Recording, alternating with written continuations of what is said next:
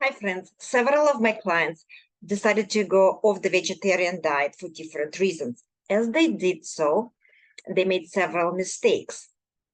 And I want to share with you mistakes and the lessons that needs to be learned when you plan to go off the vegetarian diet. So, don'ts. Do not substitute meat with plant-based meat. Do not eat big pieces of meat. Do not eat processed meats. Do not eat all kinds of meats like chicken, pork, beef, and turkey at the same time because it's just difficult for digestive tract. And I will elaborate on this topic more. Don't eat fried or grilled meat. Let's go.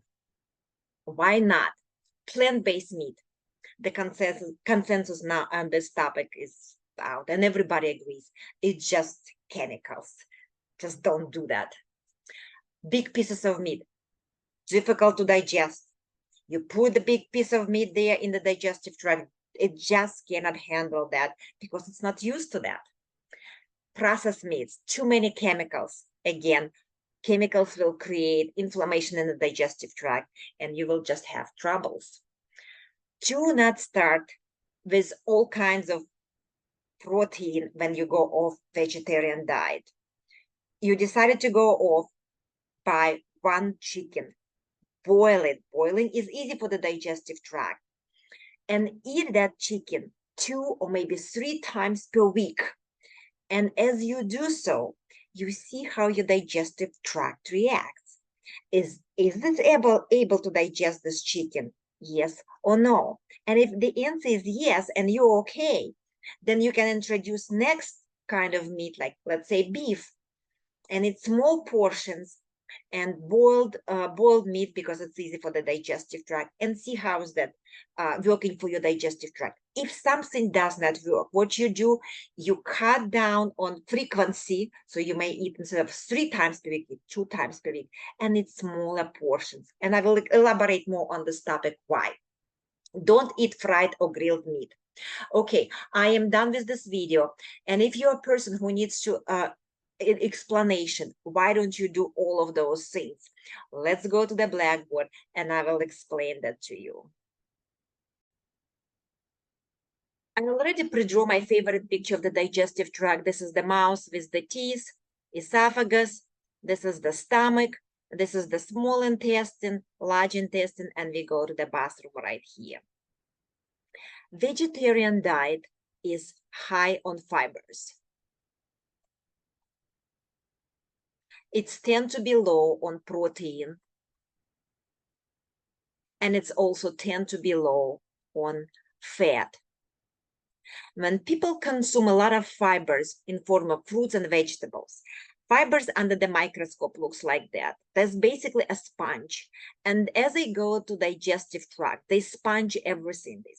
They scratch, and on their surface, they move out. And on their surface move out all kinds of substances, fat, protein, and bacteria.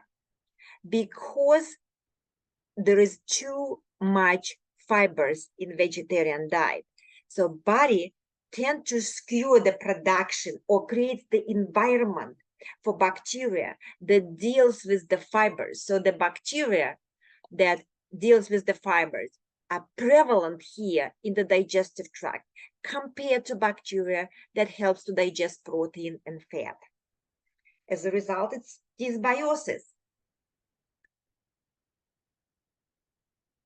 When we introduce to that bacterial environment protein and fat, so we cannot rev up the production of those bacteria that will digest protein and fat immediately, so it takes time, right? Obviously.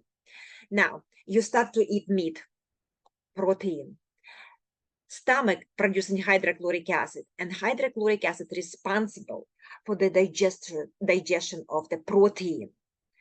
So when we had a low consumption of protein, body start to produce less hydrochloric acid, right? If you don't need it, you don't produce it. But suddenly you introduce the protein, so you need to rev up the production of hydrochloric acid. Some people can do that, but not everybody. In addition, in the small intestine, the digestion of the protein continues by enzymes of the small intestine and also pancreas for pancreas. Pancreas produces an enzyme called protease, and the protease breaks down protein or meat into amino acids and they get absorbed.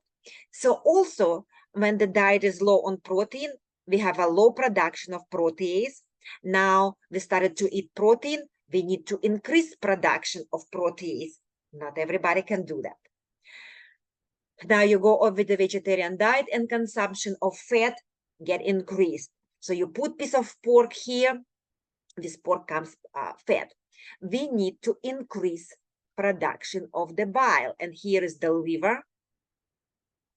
And liver is producing bile that will help to emulsify the fat, and the fat will be eventually absorbed. So when we eat low-fat diet, we will produce less bile. And now you eat pork, so we need to produce more bile. Will take days, weeks, and sometimes months.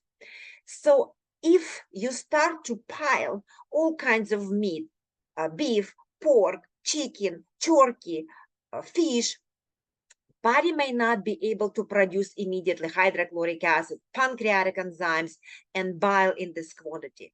What's the result?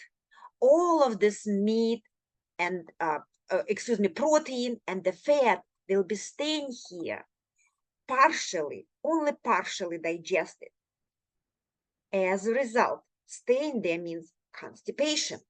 So people from vegetarians, they tend to be having stool twice or sometimes 3 times per day. Now they suddenly become constipated because fat slows down the bowel movement, right? They're constipated.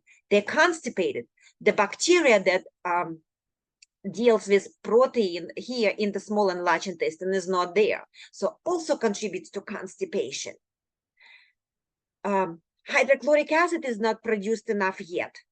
Bile is not produced enough. So all of the meat and fat staying here in the digestive tract, and patients will start to complain. They will complain about constipation, gas, bloating. The gas and bloating comes with dysbiosis.